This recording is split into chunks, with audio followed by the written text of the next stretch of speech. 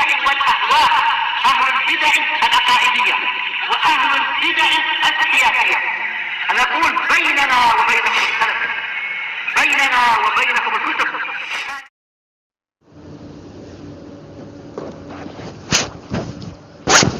Bismillahirrahmanirrahim. Alhamdulillahilladzi arsala rasulahu bil huda wa dinil haq liyudhhirahu 'alad dini kullihi wa kafaa billahi shahida. Wa asyhadu an la ilaha illallah wahdahu la syarika lah iqraran bihi wa tauhida. Wa asyhadu anna Muhammadan 'abduhu wa rasuluh sallallahu alaihi wa ala alihi wa sallama tasliman mazida la nabiyya ba'dah. Ikhwani fi din, a'azzani wa azzakumullah. Kita lanjutkan bacaan kita terhadap At-Tafsir Al-Muyassar, yang mana kemarin terakhir sudah kita selesaikan tafsir ayat yang ke-22 dari surat Ali Imran.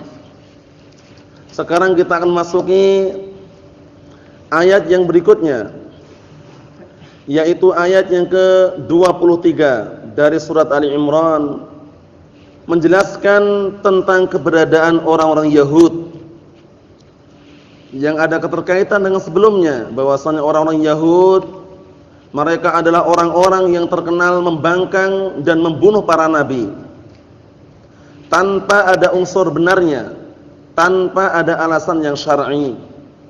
Dan bahkan orang-orang Yahud mereka adalah orang-orang yang pandai menipu, pandai memutarbalikkan fakta. Kisah nyata yang mungkin antum sering mendengarnya dan pernah mendengarnya, yaitu kisahnya seorang sahabiyun jalil, yaitu Abdullah bin Salam. Abdullah bin Salam itu dahulunya sebelum menjadi sahabat yang mulia adalah ulamanya orang Yahud. Adalah salah satu ulamanya orang Yahud, Abdullah bin Salam. Namun setelah beliau menganut agama Islam, beriman dengan Rasulullah sallallahu alaihi wa ala alihi wasallam dan bagus Islamnya, suatu ketika ada dua orang, yaitu orang Yahudi lelaki dan orang Yahudiyah, seorang wanita berzina. Kemudian setelah berzina, mereka ingin agar ditegakkan had hukuman. Namun mereka meminta apa yang ada di dalam Al-Qur'an. Maksudnya hukuman Rasulullah sallallahu alaihi wasallam. Ternyata Rasulullah SAW bertanya, sebelum menghukumi bertanya dulu, apa yang kalian jumpai di dalam Taurat? Orang Yahud, mereka kan kitabnya Taurat ya. Nah, barakallahu fikum, apa yang kalian jumpai dalam Taurat? Coba bayangkan, mereka menjawab, kalau di dalam Taurat kami, orang-orang yang berzina itu hukumannya sekedar wajahnya dicoret-coret, dicoreng-coreng gitu. Kemudian setelah itu dinaikkan di atas kendaraan, kemudian dikelilingkan. Kendaraan mungkin bisa onta atau yang semisalnya, atau keledai atau kuda atau yang semisalnya, ini dikelilingkan. Itu ucapannya orang-orang Yahud tadi itu, atau orang Yahud yang ingin dihukumi tadi. Rasulullah enggak percaya. Akhirnya Rasulullah SAW memanggil Abdullah bin Salam, atau Abdullah bin Salam mengatakan, haula kadzabu alaiki ya Rasulullah. Semakna itu ya, mereka telah berdusta atas namamu Rasulullah. Maksudnya berdusta, bohong gitu loh, enggak jujur. Akhirnya setelah itu Rasulullah mengatakan, kalau begitu datangkan Taurat kepadaku. Didatangkan Taurat di hadapan Rasulullah. Kemudian setelah didatangkan, dibuka-buka, ternyata ada ayat rajam. Ternyata pelaku berzina di dalam Taurat saja, kalau orang sudah menikah kok berzina dirajam. Tapi orang Yahud tadi licik. Jadi ketika dibuka pas ayat rajam, tangannya jari jemari ditutupkan ini. Akhirnya Abdullah bin Salam mengatakan, angkat jarimu. Setelah diangkat, fa idza bihi ayatul rajam. Tiba-tiba ternyata ada ayat rajam di situ. Nah, itu menunjukkan liciknya mereka. Nah, pandai di dalam menipu dan juga yang semisalnya. Kalau berbicara tentang orang Yahud dan Nasara, tentunya mereka adalah orang-orang yang digelari dengan apa? Syarrul bariyah. Orang-orang yang makhluk yang paling jelek, manusia yang paling jelek. Innal ladzina kafaru min ahlil kitab, al-yahud wan nasara, wal musyrikin fi nari jahannam khalidina fiha ulaika hum syarrul bariyah. Mereka adalah sejelek-jelek manusia, sejelek-jelek makhluk. Kenapa demikian? Terkadang orang-orang Yahud mengatakan wa qalatil yahudu Uzair ibnullah wa qalatin nasara al-masih ibnullah. Nah, mereka mengatakan Uzair itu anak Allah. Orang Yahud mengatakan seperti itu. Orang-orang Nasara mengatakan Al-Masih, itu Nabi Isa, itu anak Allah. Dibantah oleh Allah Subhanahu wa taala, dzalika qauluhum bi afwahihim yudahiuna qaulal ladzina kafaru min qabl qatalahumullah anna yufakun. Itu sekedar ucapan mereka saja. Ucapan omong kosong mereka. Na'am barakallahu fikum, yang menandingi menyamai ucapan orang kufar terdahulu. Qatalahumullah, Allah Ta'ala merangi mereka. Fa anna yufakun, kenapa mereka bisa dipalingkan? Seperti itu. Allahul musta'an. Nah, kemudian juga terkadang orang Yahud mengatakan wa qalatil yahudu yadullahi maghlulah, gitu ya. Nah, orang-orang Yahud mengatakan tangan Allah terbelenggu. Bayangkan itu. Tangan Allah terbelenggu katanya. Dibantah oleh Allah Subhanahu wa taala, ghullat aydihim. Justru tangan mereka yang terbelenggu. Wa lu'inu bima qalu, dan mereka dilaknat sebab apa yang mereka ucapkan. Bal yadahu mabsutatan yunfiqu kaifa yasha. Bahkan kedua tangan Allah taala itu apa? Naam, dibentangkan, memberikan rezeki kepada siapa pun yang Allah taala kehendaki. Bayangkan orang Yahud. Kemudian dalam ayat yang lain, laqad sami'a Allahu qaulal ladzina qalu innallaha faqirun wa nahnu aghnia. Sanaktubu ma qalu wa qatlahumul anbiya ila akhiril ayah. Artinya orang Yahud mengatakan, barakallahu fikum, Allah Subhanahu wa taala mengkisahkan orang Yahud, sungguh Allah Subhanahu wa taala mendengar ucapan orang-orang yang mengatakan Allah taala fakir. Siapa orang-orang ini? Yahud. Mengatakan Allah taala fakir katanya. Dan kita yang kaya. Langsung Allah Subhanahu wa taala mengatakan, "Na'am, kami akan mencatat apa yang mereka ucapkan." Dan perbuatan mereka membunuh para nabi. Terkenal orang Yahud. Bagaimana tidak? Ketika Rasulullah, na'am barakallahu fikum, waktu itu masih usia sekitar 12 tahun, na'am barakallahu fikum, diajak dagang oleh pamannya itu Abu Talib, na'am, ke negeri Syam. Itu pun orang-orang sekitar sana juga takut kalau seandainya ketahuan orang-orang Yahud. Kisahnya seperti itu masyhurnya ya. Akhirnya diperintahkan untuk bawa pulang lagi. Na'am, karena orang Yahud kalau tahu, itu mereka memang istilahnya terkenal pembunuh para nabi Bani Israel, para Yahud. Allahul musta'an. Naam. Jadi ini nanti akan bicarakan keberadaan orang-orang Yahud yang mana mereka itu adalah orang-orang yang mencari kebenaran, tapi sudah tahu kebenaran di hadapannya ditolak juga karena tidak sesuai dengan hawa nafsunya. Kita lihat. Qala Allah Ta'ala berfirman, "Alam tara ilal ladzina utu nasiban minal kitab yud'auna ila kitabillahi liyahkuma bainahum tsumma yatawalla fariqum minhum wa hum mu'ridun." Artinya, tidakkah engkau melihat kepada orang-orang yang diberikan kepada mereka bagian daripada kitab, yaitu orang Yahud wan Nasara, karena mereka diberikan kitab. Al-Yahud Taurat, An-Nasara Injil. Naam. Yud'auna ila kitabillah, mereka diajak untuk berhukum kepada Al-Qur'an. Liyahkum bainahum, untuk menyelesaikan urusan yang diperselisihkan di antara mereka. Tapi tsumma yatawalla fariqum minhum, kemudian karena tidak cocok dengan hawa nafsunya, mereka berpaling, sekelompok mereka berpaling. Wa hum mu'ridun, dalam keadaan mereka berpaling dari al-haq. Hati-hati. Jadi orang kalau berpaling dari al-haq, itu dikhawatirkan dia menempuh jalannya orang-orang Yahud. Allahul musta'an. Jangan sampai kita berpaling dari al-haq, karena yang namanya al-haq, barakallahu fikum hafizakumullah, ahaqqu an yuttaba', lebih berhak untuk diikuti. Al-haqqu aqwa minar rijal, kebenaran itu lebih kuat daripada sekedar pemimpin di muka bumi ini. Naam. Oleh karena itu, orang yang berkata kebenaran, berpegang teguh dengan al-haq, berat sekali. Naam, qulil haqqa walau kana murran, ucapkanlah kebenaran walaupun pahit rasanya. Naam barakallahu fikum. La ya'ti zamanun illa walladhi ba'dahu syarrun minhu. Tidaklah datang suatu zaman melainkan yang setelahnya lebih jelek keadaannya dari yang sebelumnya.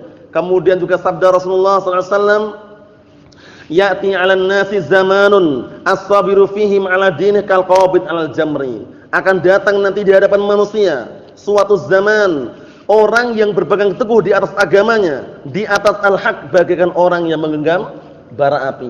Berat, panas.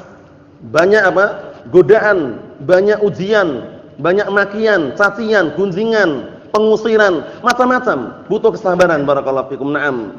Namun yang sabar dia akan mendapatkan manisnya akibat daripada kesabaran tersebut. Kita lihat di sini. Qala al-mufassirun asbahumullah, ara'aita ayyuhar rasul a'jab min hali haula'il yahud alladzina atahumullahu hadzan minal kitab fa'alimu annama ji'ta bihi huwal haqq. Tidakkah engkau melihat wahai Rasul sesuatu yang lebih mengherankan dari keadaan orang-orang Yahud yang telah Allah telah berikan kepada mereka bagian daripada kitab. Fa'alimu, mereka mengetahui annama ji'ta bihi huwal haq. Mereka mengetahui bahwasanya yang engkau bawa itu adalah kebenaran. Jadi orang-orang Yahud tahu yang dibawa oleh Rasulullah itu adalah kebenaran. Namun kita lihat yud'auna ila ma jaa'a fi kitabillahi wa huwal Qur'an. Mereka diajak untuk kembali kepada apa yang ada di dalam Al-Qur'an, liyafsila bainahum fi makhtalafu fihi, untuk menyelesaikan urusan yang mereka perselisihkan. Tapi bagaimana keadaan mereka? Fa illam yuwafiq ahwa'ahum ya'ba katsirun minhum hukmallah. Namun jika tidak mencocoki hawa nafsu mereka, kebanyakan mereka berpaling enggan untuk berhukum dengan hukum Allah Ta'ala. Itu keberadaan orang Yahud.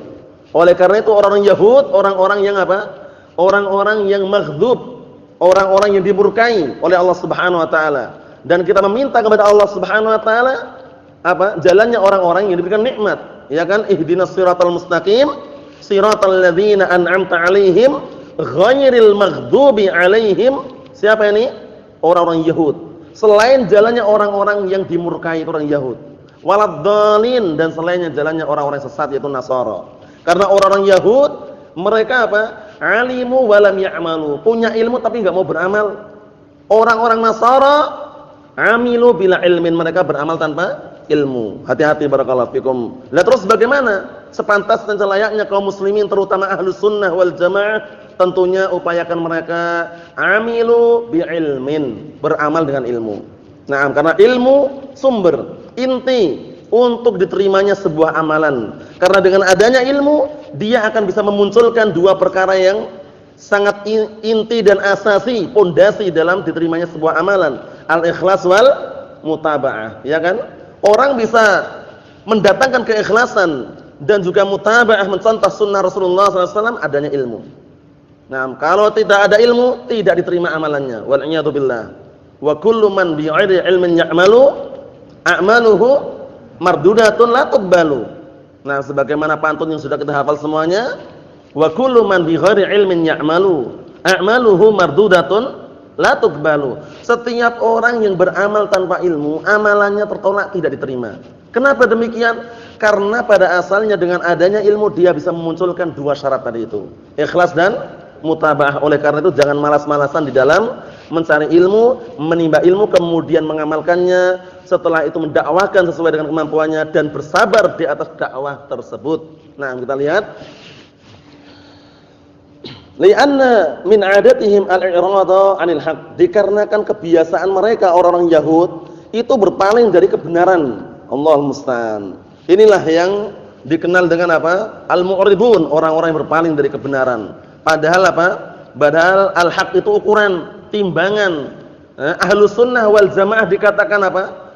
Dikatakan istiqamah di atas kebenaran, istiqamah di atas barakallahu fikum keselamatan manakala berpegang teguh dengan al-haq ini. Karena ahlus sunnah wal jamaah bukan diukur dengan apa? Mayor, tidak pula minor. Tahu mayor minor enggak? Mayoritas atau minoritas. Paham ya? Jadi ahlus sunnah jangan melihat mayoritas, banyak pengikutnya, banyak pesertanya, ribuan, ratusan, bukan itu. Wah, kok seban sedikit ini. Itu juga bukan ukuran. Ukuran ahlus sunnah wal jamaah adalah apa? Ittiba'ul haqqi. Naam, wa muwafaqatul haqq, yaitu mengikuti kebenaran dan mencocoki kebenaran. Oleh karena itu Al-Imam Abdullah bin Mas'ud radhiyallahu anhu sebagaimana dinukilkan oleh Imam Al-Khatib Al-Baghdadi dalam kitab Al-Faqih wal Mutafaqih mengatakan apa? Al-jama'atu ma wafaqal haqqa wa in kunta wahdak. Naam, al-jama'atu ma wafaqal haqqa wa in kunta wahdak. Jamaah itu sebenarnya bukan banyaknya orang, tapi jamaah itu yang mencocoki kebenaran walaupun engkau sendirian. Antum tinggal di kampung, di masyarakat, terkadang dikucilkan, diasingkan, berjenggot, celana cingkrang, paham ya? Enggak ikut tahlilan. Santai saja, assalamualaikum. Paham ya? Nah, barakallahu fikum, yang penting dikuatkan hatinya. Hati inilah yang membuat terkadang orang berbolak-balik, karena hati kita di tangan Allah Subhanahu wa taala. Istiqomah yang butuh kita perlukan. Jawab dengan ilmiah, jawab dengan hikmah, dijawab dengan halus dan sopan santun. Sekali jawab nolak dengan cara lemah lembut, setelah itu insyaallah enggak didatangi lagi. Paham ya? Itu sudah pengalaman sebagian ikhwah dan juga banyak yang sudah membuktikan. Yang jelas barakallahu fikum hafizakumullah, al-jama'atu ma wafaqal haqqa wa in kunta wahdak. Jamaah itu adalah yang mencocoki kebenaran walaupun engkau sendirian. Oleh karena itu jangan tertarik dengan wah ini banyak pesertanya mesti yang benar. Belum tentu. Wah ini banyak pengikutnya, kalau daurah ribuan penuh masjid sampai keluar-keluar, mobil pun sampai enggak bisa masuk.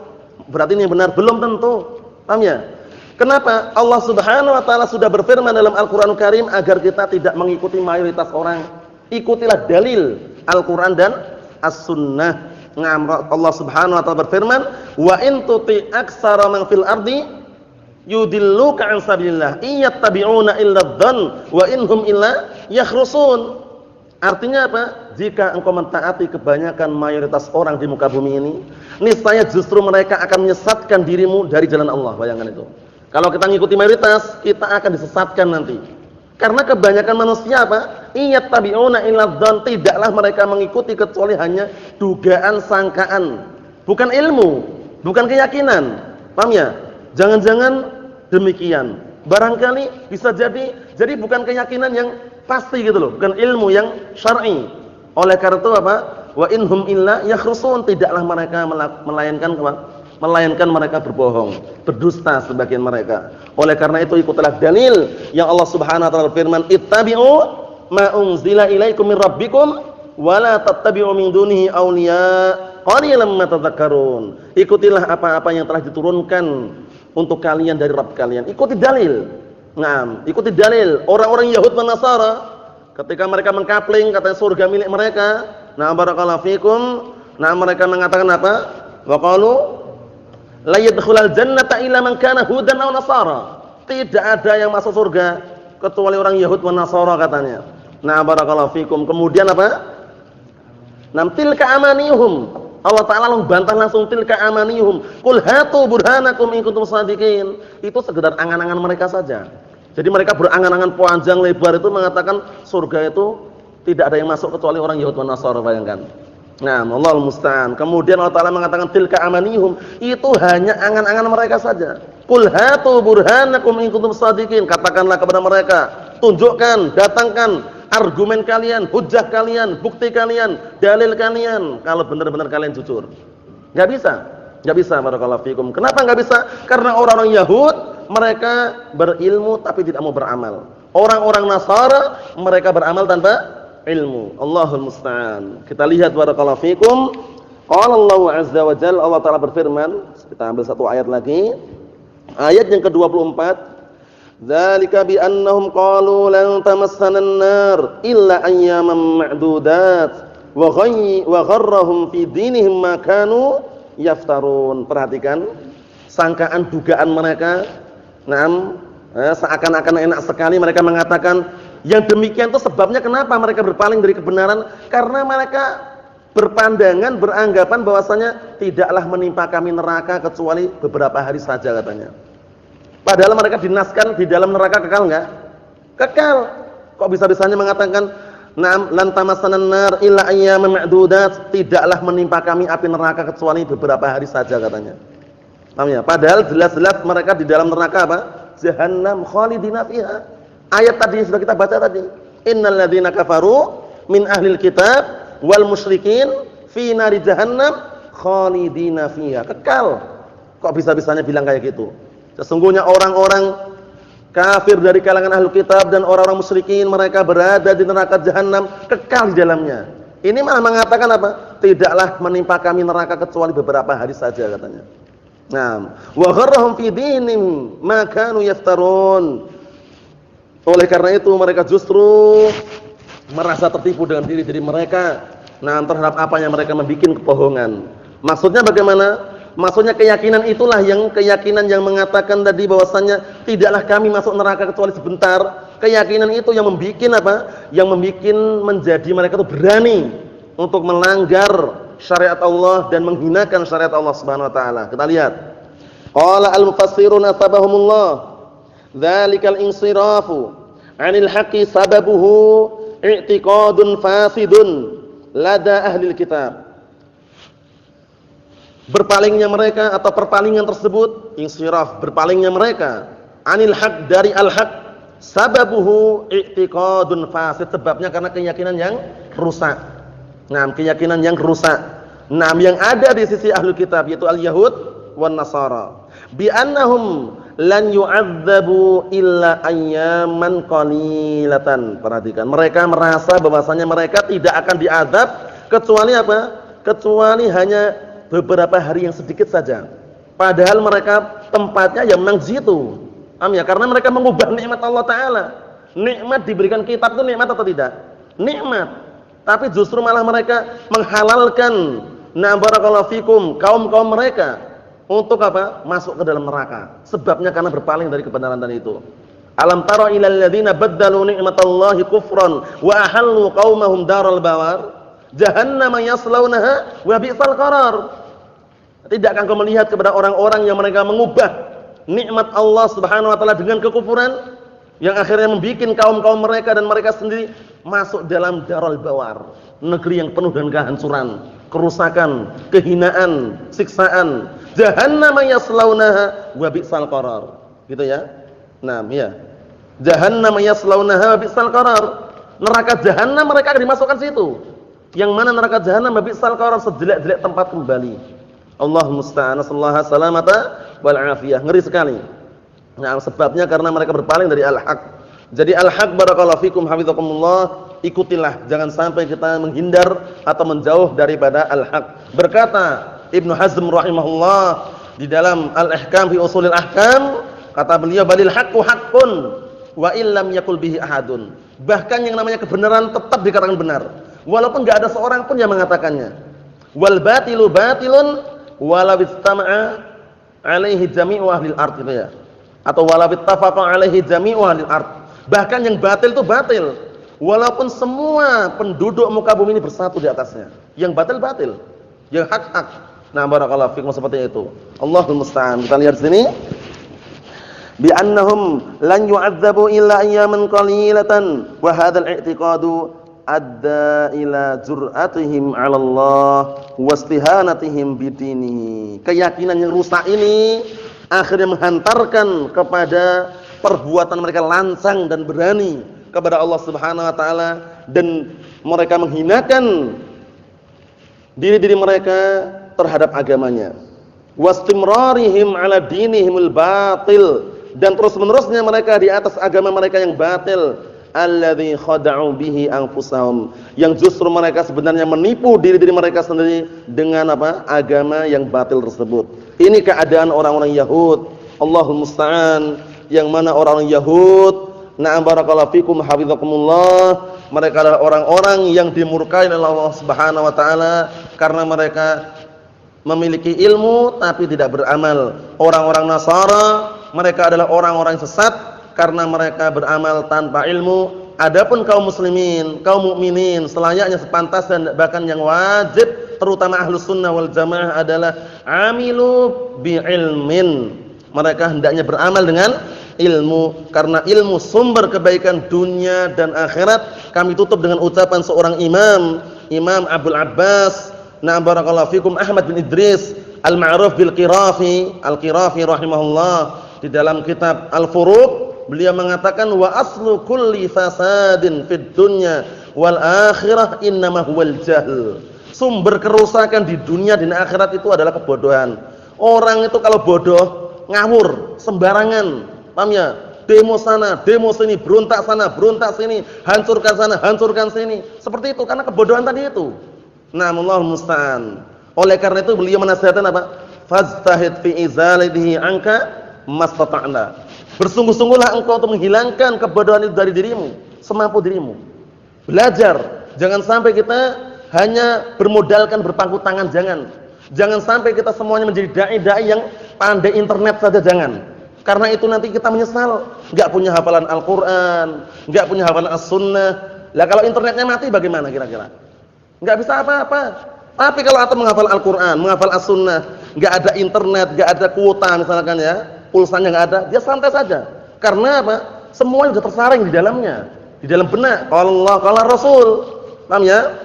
Hanya saja internet atau media sosial yang ada digunakan untuk kebaikan dan pada tempatnya, wasilah, perantara saja. Suatu ketika dibutuhkan nanti seperti itu. Jangan sebagai modal utama. Wah, sekarang belajar enggak perlu datang ke majelis ta'lim. Lah kenapa? Lewat internet bisa kok. Dan nanti kalau internetnya mati, kemudian habis pulsanya, enggak bisa taklim lagi. Paham ya? Jangan. Itu andalan yang kurang tepat. Paham ya? Jadi terkadang kalau antum saksikan para dai yang mereka pandainya cuma ngutak-ngutak internet. Kalau di internet seakan-akan syekh, seakan-akan ustaz, tapi kalau internetnya mati, ditanya pun diam, enggak bisa apa-apa. Karena apa? Karena dia tidak memiliki ilmu yang benar tadi itu. Hati-hati. Paham ya? Jadi internet atau media sosial digunakan hanya untuk wasilah perantara saja, bukan inti. Intinya bagaimana caranya kita semuanya, terutama yang masih muda, menghafal Al-Qur'an. Dihafal ya? Ayo, sabar di dalam mencari ilmu, menghafal Al-Qur'an, menghafal Sunnah. Bukan berarti yang sudah berusia tua kemudian barakallahu fikum meninggalkan Al-Qur'an Sunnah, tidak, semampunya. Semampunya.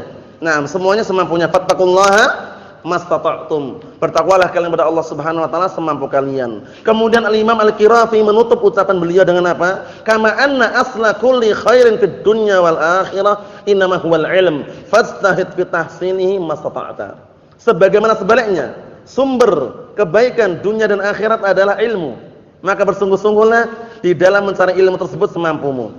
Wallahu wal mu'in 'alal khairi kullih. Dan Allah lah yang akan menolong seluruhnya. Seluruh kebaikan hanya Allah Ta'ala yang akan menolongnya. Kita semuanya tidak bisa. Kita hanya bermodalkan apa? Semangat, minta pertolongan kepada Allah Ta'ala, dan tidak putus asa. Hadis yang sahih, rawahu Muslimun. Dari hadisnya Abi Hurairah Abdurrahman As-Sakhr radhiyallahu anhu, Rasulullah mengatakan, ihris ala ma yanfa'uka wasta'in billah wala ta'jiz. Ini kunci di dalam mencari ilmu. Pertama semangat. Kedua minta pertolongan kepada Allah Ta'ala. Ketiga tidak mudah putus asa. Wah, anak sudah belajar bertahun-tahun kok enggak bisa-bisa ya. Akhirnya setelah itu ninggalin pelajaran. Keliru.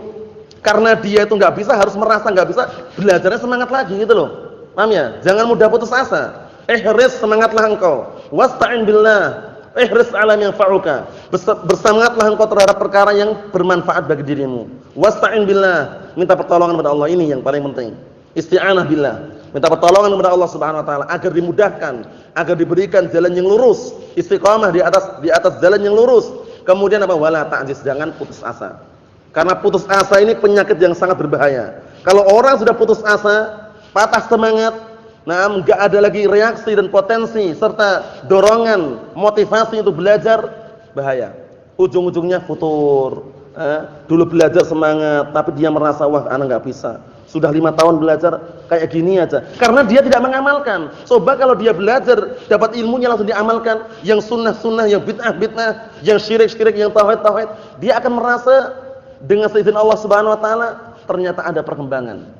Tapi kalau sudah bertahun-tahun belajar, kemudian tidak pernah mengamalkan, hati-hati. Itu biasanya sumber putus asa. Hati-hati barakallahu fikum, semuanya keutamaan di tangan Allah Subhanahu wa taala.